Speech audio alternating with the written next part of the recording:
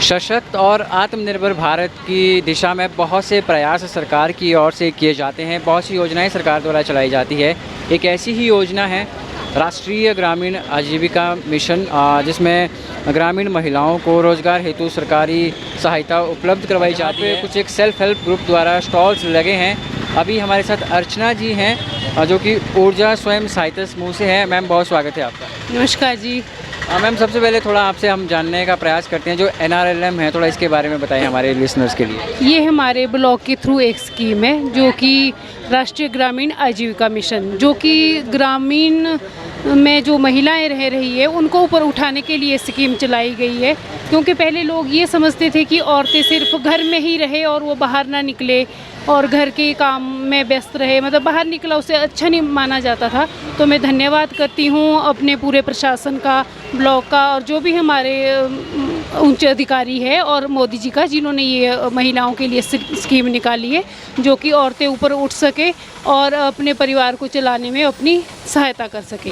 तो पहले हम भी ऐसे सोचते थे कि हम भी घर के चूल्हे चौके तक ही सीमित थे।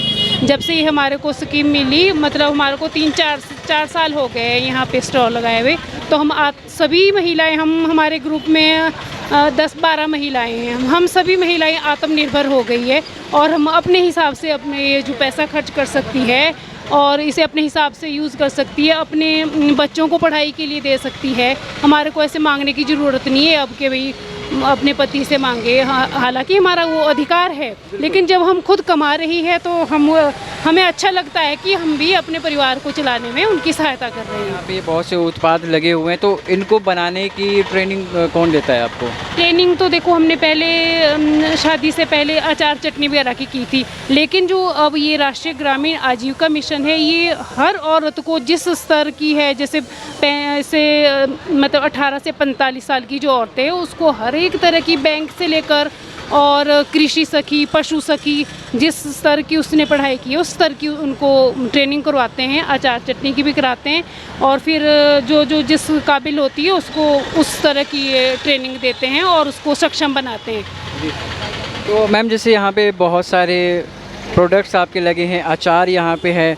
एक चीज़ मैं ये पढ़ रहा था, लाल चूख, ये क्या चीज़ है?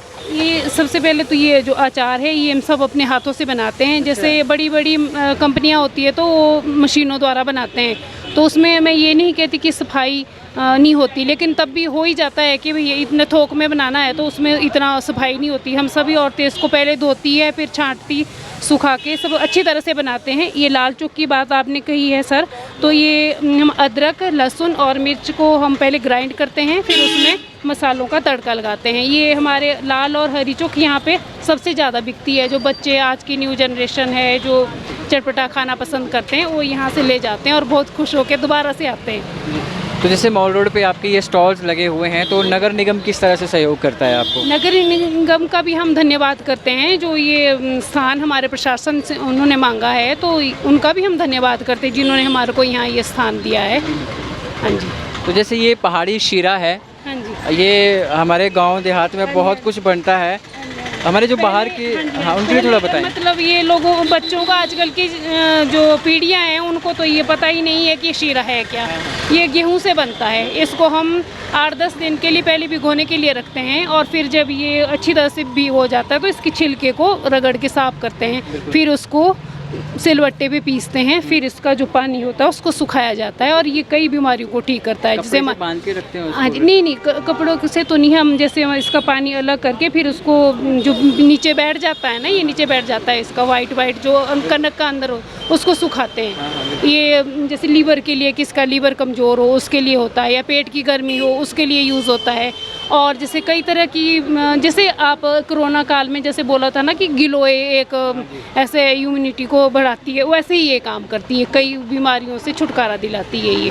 अगर ये बच्चे खाए, इसका हलवा बनता है, देसी घी में बनता है। तो अगर कोई सेल्फ हेल्प ग्रुप बनाना चाहता है, कोई इस तरह के अपने उत्पाद वो बनाना चाहता है, तो सरकार की ओर से कितना अनुदान दिया जाता है? हमारे को इसमें 40,000 की राशि मिलती है।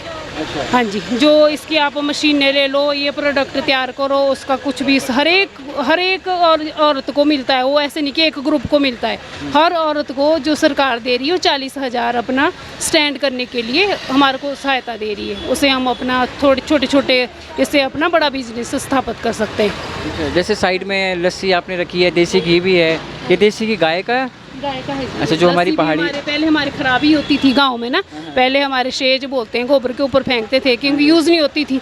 अब ये हमारे अब तो हम 1 लीटर भी इसको यूज़ नहीं वेस्ट नहीं करते और फिर हमारे यूज़ हो जाती है ये। बाजरा तो बहुत कम हो गया, अब तो बहुत कम उगाते हैं लोग। हाँ, ये मैं आपको बताना चाहती हूँ, बाजरा हम पहले से लेकर बीजते थे घर में, लेकिन हम इसको पशुओं के लिए यूज करते हैं। हमारे को ये पता ही नहीं कि बाजरा हमारे लिए क्या इम्पोर्टेंट है। तो ये जो बाजरा हम पहले गाय को खिलाते हैं, इसके ऊपर एक डंडी लगती है जिसमें बीज लगते हैं। अब हम उसको काट के रख लेते हैं उसको, बाकी वो गाय को खिलाओ और बाकी जो उसका बीज है वो अपने आटे वगैरह के लिए हम यूज़ करते हैं उसको।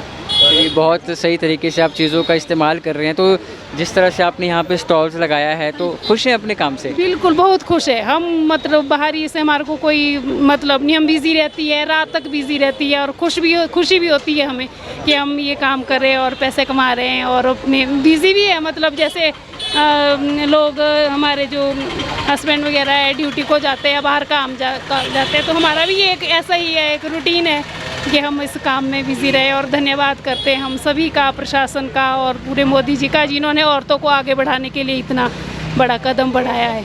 चलिए, बहुत शुक्रिया आपका। धन्यवाद जी, धन्यवाद जी। ये थी अर्चना जी, ऊर्जा स्वयं सहायता समूह से NRLM के तहत इन्होंने यहाँ पे स्टॉल लगाया हुआ है। बहुत सी बातें इन्होंने बताई है और इनकी बातों से एक साफ संदेश है कि हमारा भारत कहीं ना कहीं सशक्तिकरण की ओर है, आत्मनिर्भरता की ओर है। दीजिए इजाज़त, नमस्कार।